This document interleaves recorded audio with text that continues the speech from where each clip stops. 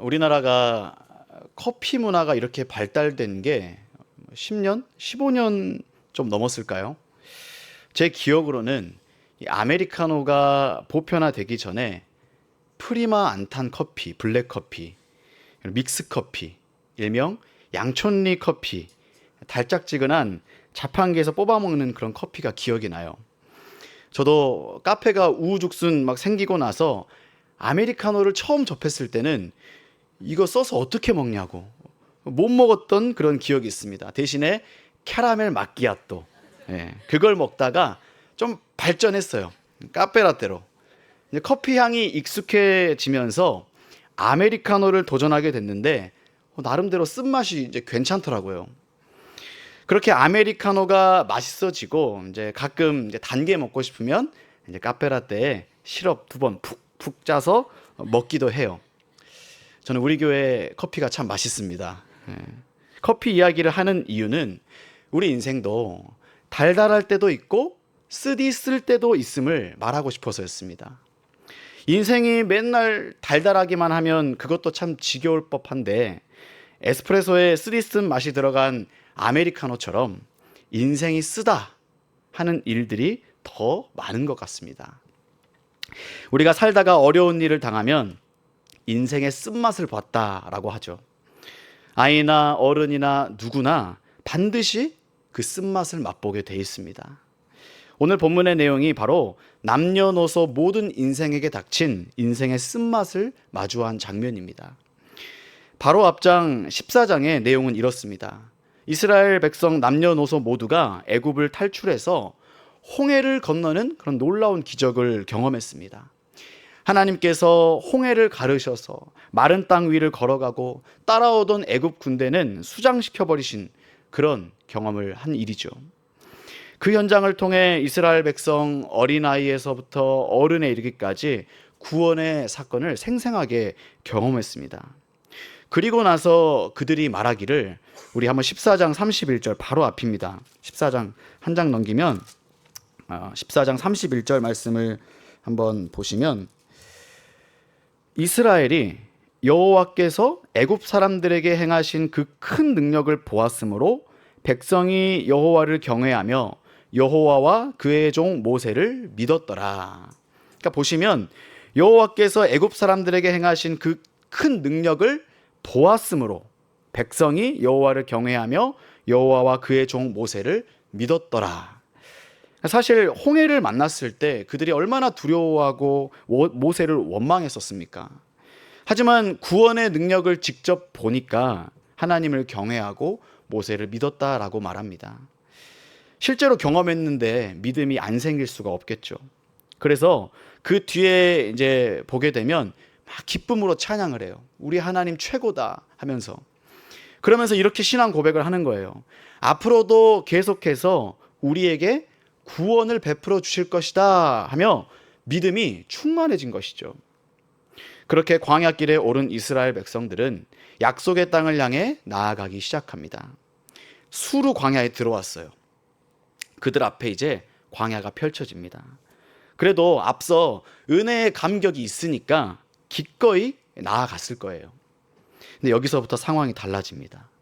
하루 이틀은 괜찮았을 거예요. 작심삼일도 아니고 사흘길을 고생해서 도착한 곳에서 위기를 만납니다. 다름 아닌 물. 아주 인간의 기본적인 생활의 문제에 봉착한 것입니다. 우리 본문 22절 말씀 한번 보시면, 모세가 홍해에서 이스라엘을 인도하며 그들이 나와서 수르 광야로 들어가서 거기서 사흘길을 걸었으나 물을 얻지 못하고. 물을 얻지 못했다라는 것은 마실 물을 찾지 못했다, 물을 볼 수가 없었다라는 뜻입니다. 너무나 심각한 문제 아닙니까? 사람이요, 밥을 안 먹고는 며칠을 버틸 수 있어요. 근데 물을 안 마시고는 오래 못 버팁니다. 그래서 금식 기도할 때 물은 꼭 먹어야 돼요. 상상해 보세요. 지금 애굽에서 가지고 나온 그 가죽 부대의 물이 다 떨어졌고 이 물 없는 광야를 200만이 다다르는 이 사람과 또 많은 가축과 함께 이동하는데 얼마나 목마르고 힘들고 불안했겠어요. 그래도 약속의 땅을 기대하며 참고 갔을 텐데 이제 물이 바닥이 났습니다. 이스라엘 백성에게 생존에 심각한 위협이 왔다는 것이죠. 사흘길을 고생해서 이제 멈춰 섰습니다. 그리고 첫 번째로 진을 친 이곳에서 물을 발견합니다. 이야, 하나님 역시 우리를 실망시키지 않으시는구나 하고 누군가가 먼저 달려가서 그 물을 마셔보지 않았겠어요. 그런데 웬걸 물이 써요. 23절입니다. 마라에 이르렀더니 그곳 물이 마시지 못하겠으므로 그 이름을 마라라 하였더라.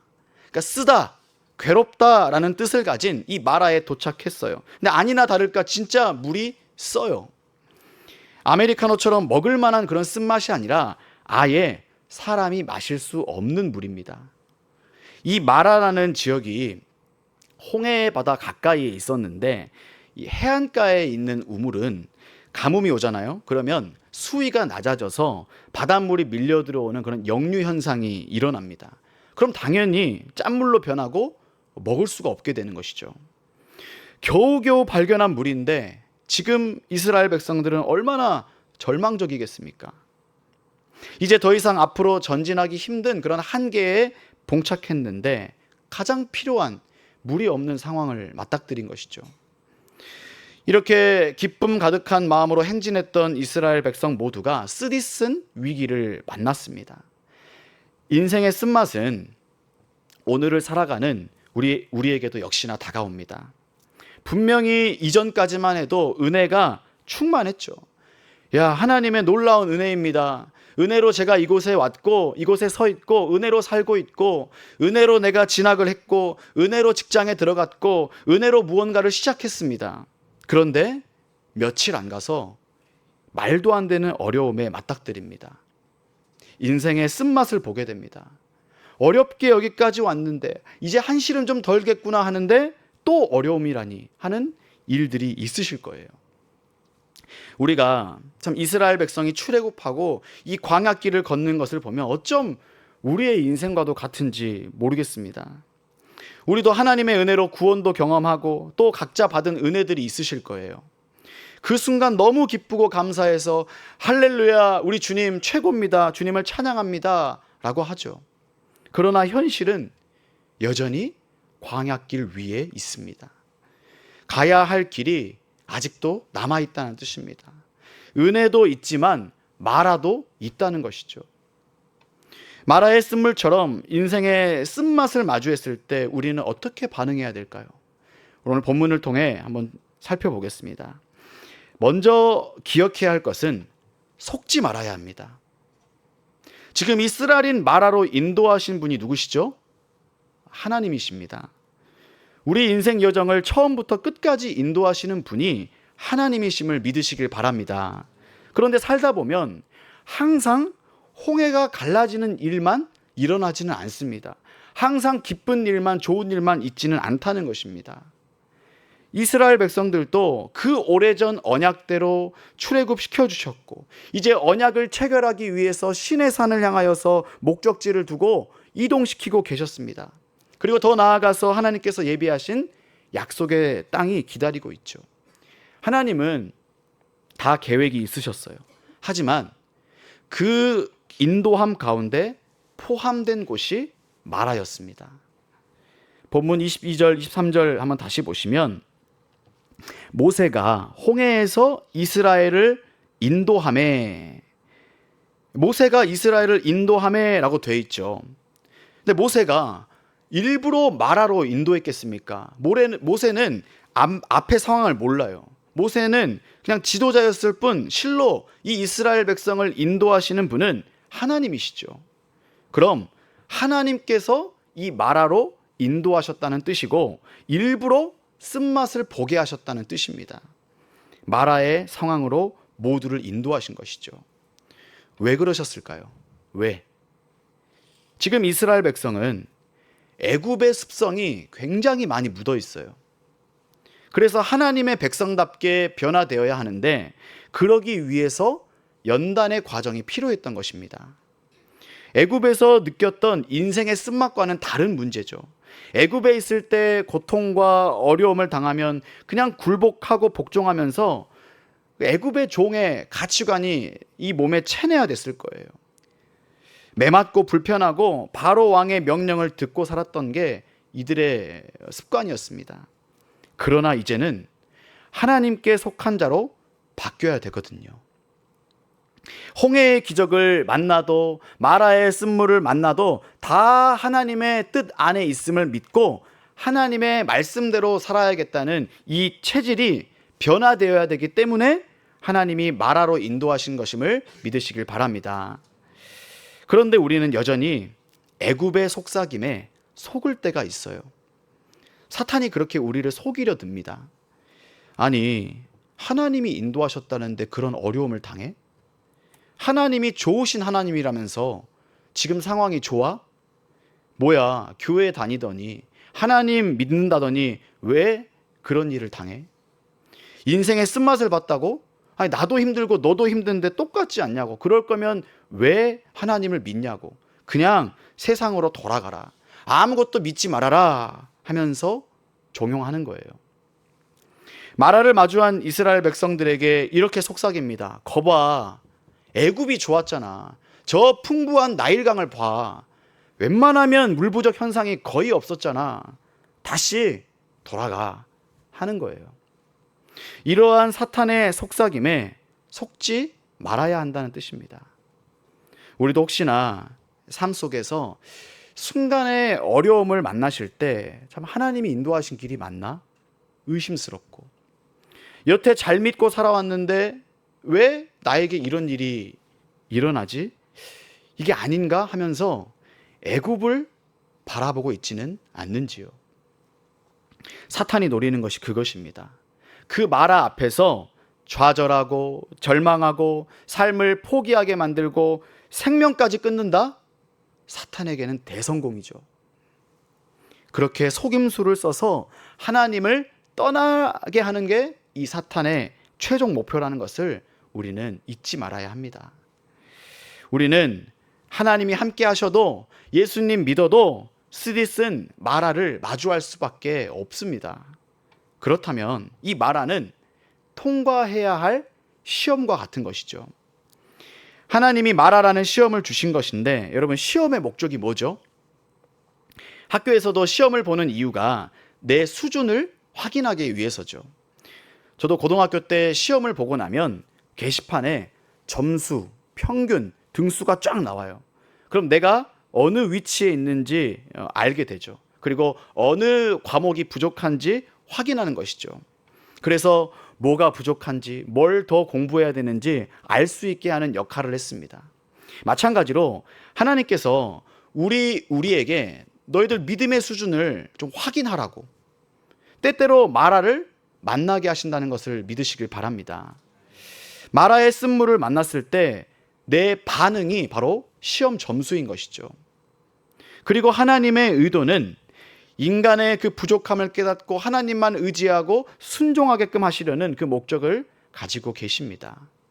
하나님의 시험은 성장의 목적을 두고 계시기 때문입니다. 시험 보기 이전의 수준에서 더 성장하기를 바라시는 것이죠. 시편 66편 10절 말씀에 이렇게 말씀하고 계십니다.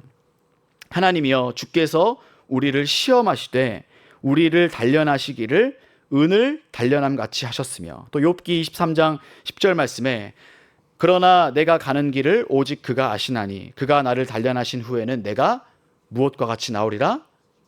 순금과 같이, 정금과 같이 나오리라. 그러니까 더 나은 모습을 위해서 시험, 단련이 있다라는 것입니다. 반면에 사탄의 시험은요, 정반대예요. 수준을 떨어뜨리려고 해요. 하나님이 주신 시험 옆에 슬쩍 와서는 출제자의 의도를 파악하지 못하게 하고 시험 자체에 불만을 갖게 합니다. 아니, 왜 이런 시험을 내냐고, 왜 이런 시험을 주냐고 하면서 그 시험을 안 보게 만들죠. 그리고 그 시험을 통과하지 못하게 합니다. 하나님이 널 사랑한다면 이런 문제를 냈겠냐 하면서 믿지 말아라, 시험 보지 말아라 하면서 사람을 정말로 시험 들게 만드는 것이죠. 마라에서 더 이상 앞으로 전진하지 못하게, 거기서 그냥 죽든지 아니면 애굽으로 돌아가든지 현실적으로 살아라 하고 꼬드기는 것이죠.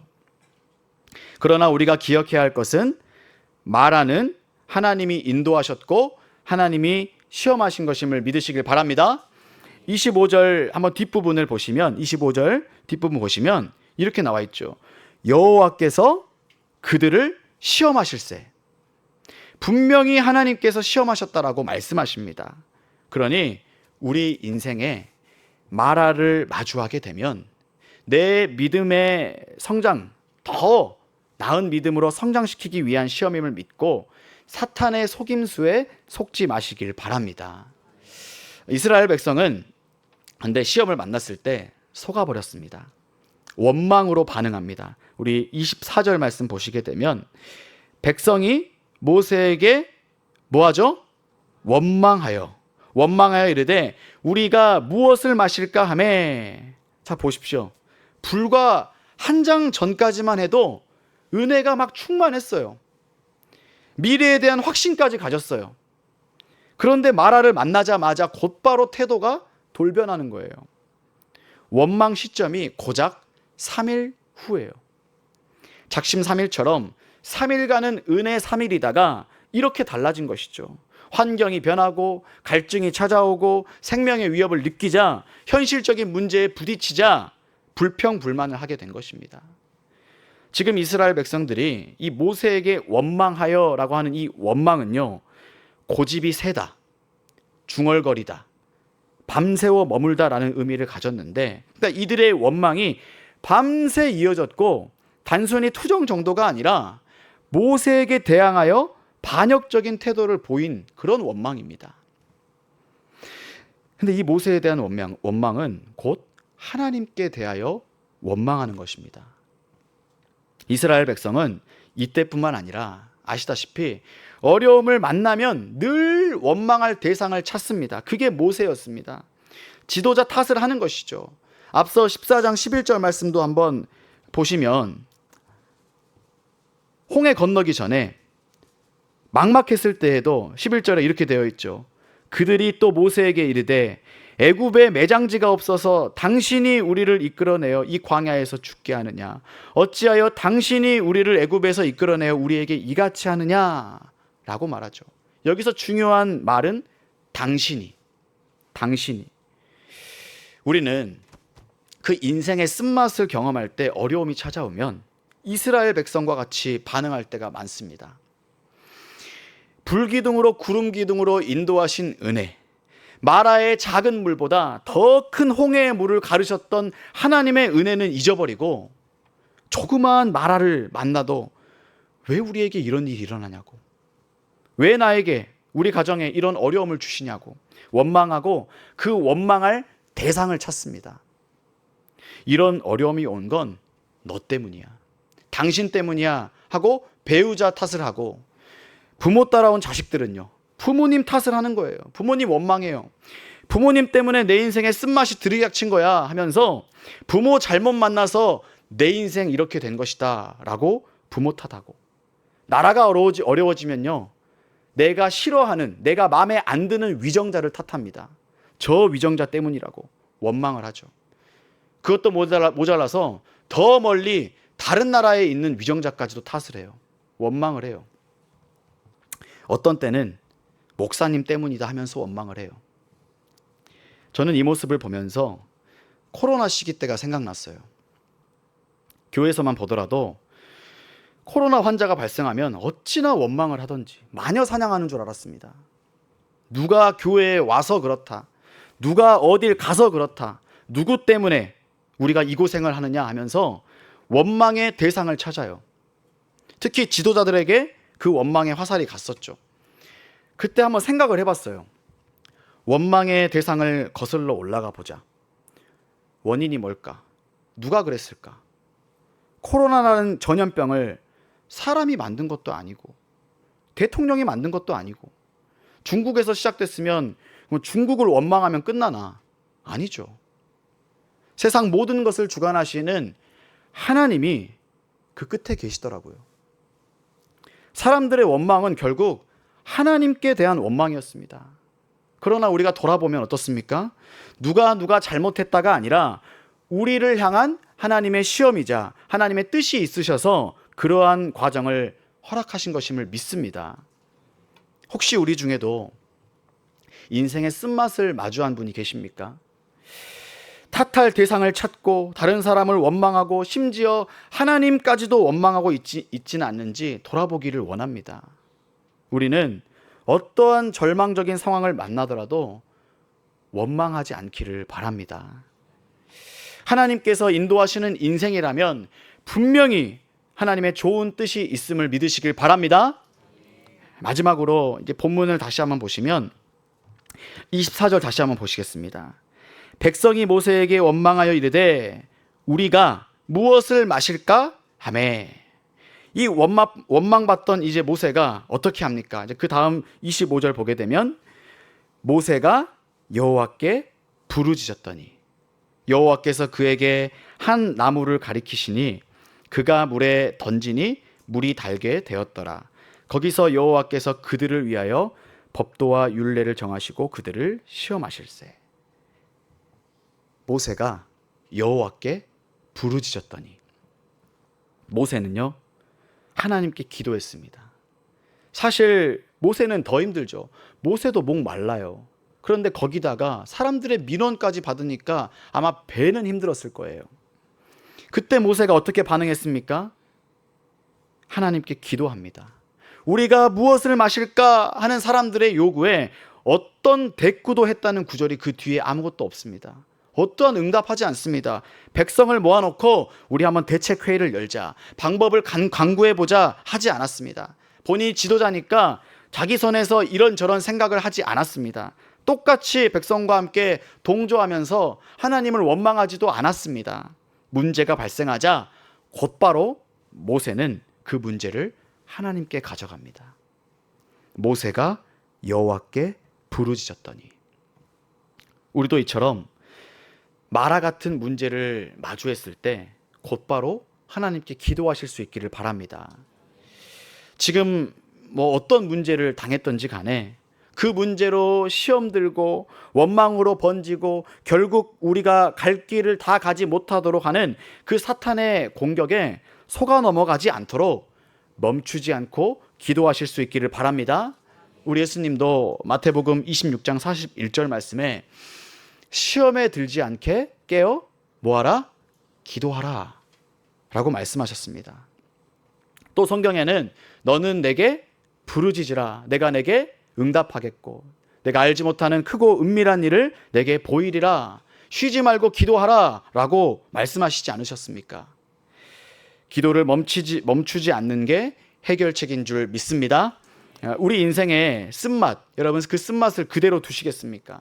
내 인생길에 만난 마라, 고통의 문제, 가정의 문제, 생존의 문제, 사회생활에서 만난 그 쓴맛, 금전적인 손해, 관계의 어려움, 질병의 문제, 그 모든 문제, 어떤 문제를 만나든지 간에 하나님께 부르짖으시길 바랍니다.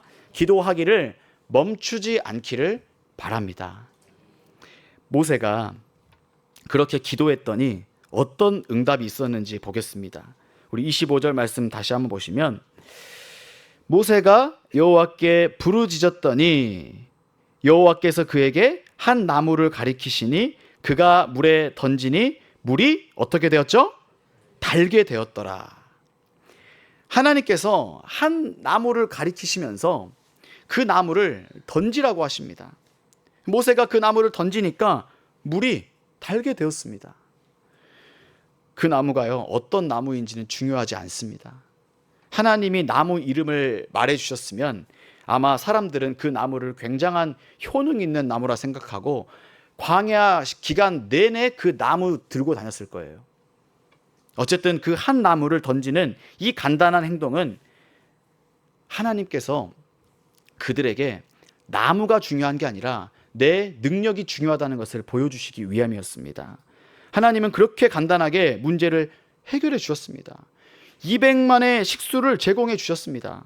이처럼 하나님께서는 우리의 쓴물도 어떠한 쓴물도 단물로 쉽게 바꿔줄 수 있는 분임을 믿으시길 바랍니다. 정말 너무나 간단한 응답이었어요. 하나님께는 손쉬운 일이었죠. 사실 이스라엘 백성들도 어렵지 않은 일이죠. 그 나무 가져다가 물에 빠뜨리는 거. 쉬운 일이었습니다. 방법이요, 너무 가까이에 있었습니다. 근데 기도하지 않았으면 아무리 가까이에 응답이 있고 손쉬운 방법이라도 알 수 없는 게 우리 인간입니다.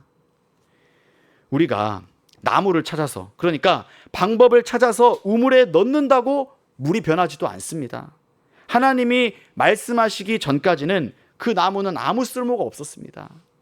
하나님이 부르짖는 기도를 들으시고 하나님이 역사하셨기 때문에 물이 달게 변한 줄 믿습니다. 그러므로 우리가 문제를 만날 때마다 하나님께 곧바로 기도하시기를 간절히 소망합니다. 하나님은요, 우리가 다른 것 찾지 않고 하나님을 찾기를 원하십니다.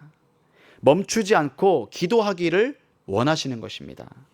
왜냐하면 그렇게 기도해야 시험에 들지 않고 사탄의 속삭임에 속지 않고 원망하지 않을 수 있기 때문입니다. 우리가 요즘에 큐티에서 보듯이 목마른 사슴이 시냇물을 찾기에 갈급함 같이 내 영혼이 주를 찾기에 갈급하나이다.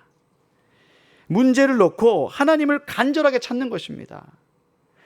또 시편 42편 5절, 우리 이 말씀 함께 찾아보겠습니다. 시편 42편 5절, 우리 큐티 요즘 하고 있는 부분인데요. 시편 42편 5절 말씀,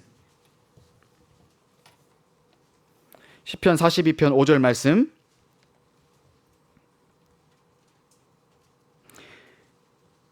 아까 주님을 찾는 그 갈급함 뒤에 이렇게 말씀하십니다. 우리 42편 5절 말씀 함께 읽어보겠습니다.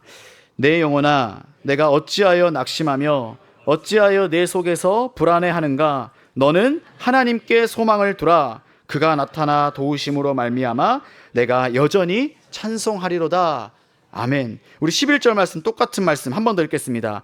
내 영혼아, 내가 어찌하여 낙심하며 어찌하여 내 속에서 불안해하는가? 너는 하나님께 소망을 두라. 나는 그가 나타나 도우심으로 말미암아 내 하나님을 여전히 찬송하리로다. 아멘. 내 문제 앞에 낙심하고 불안해할 것이 아니라 너는 하나님께 소망을 두라. 우리 하나님께 소망을 두고 하나님께 기도하며 나아가는 저와 여러분 되기를 간절히 소망합니다. 하나님께서는 반드시 마라의 쓴물을 단물로 바꿔주신 것처럼 내 인생의 문제도 놀랍게 응답해 주실 것입니다. 말씀을 마무리하겠습니다. 이스라엘 백성에게 첫 번째 시험 같은 문제 마라. 우리 인생길에도 은혜도 있지만 반드시 마라도 있습니다. 중요한 것은 이게 첫 번째 시험이라는 것입니다. 우리가 기도를 멈추지 말아야 할 이유가 두 번째, 세 번째 시험도 있기 때문입니다. 아직 우리가 가야 할 광야길이 남았다는 뜻이죠. 그러므로 매번 문제를 만날 때마다 멈춰서서 우왕좌왕할 것이 아니라 기도를 멈추지 않고 하나님이 주신 시험을 통과하며 하나님의 응답을 경험하며 나아가는 저와 여러분 되기를 주님의 이름으로 간절히 축원합니다. 우리 함께 찬양하겠습니다. 너 기도를 멈추지 마라. 이제 역전되리라. 함께 찬양하며 나아가겠습니다.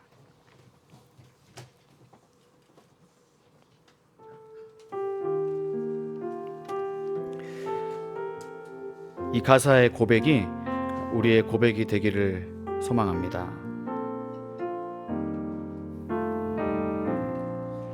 기도를 멈추지 마라. 눈앞의 상황이 마음을 눌러도 원망치 마라. 너의 입을 지켜라. 저들의 너의 입을 보고 있다. 마음을 뺏기지 마라. 마음을 뺏기지 마라. 내가 널 도우지. 않는단 소리에 너의 모든 게 불리해도 너는 기도를 계속해라. 너 기도를 멈추지 마라. 내가 너의 그 모든 상황을 바로 역전시키리니 너 기도를 멈추지 마라. 내가 잠시도 쉬지 않고 모든 걸 지켜보고 있으니 바로 역전되리라. 다시 처음부터 고백하겠습니다. 기도를 멈추지 마라. 기도를 멈추지 마라. 눈앞의 상황이 마라일지라도 마음을 눌러도 원망치 마라. 원망치 마라. 사탄은 우리의 입을 지켜보고 있습니다.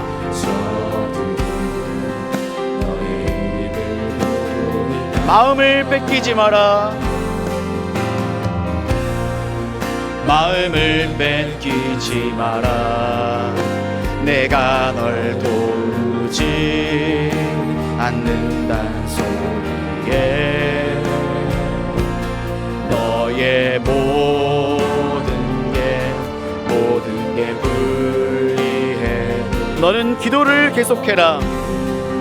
기도를 계속해라. 너 기도를 멈추지 마라. 내가 너의 그 모든 상황을 바로 역전시키니 아멘. 너 기도를 멈추지 마라.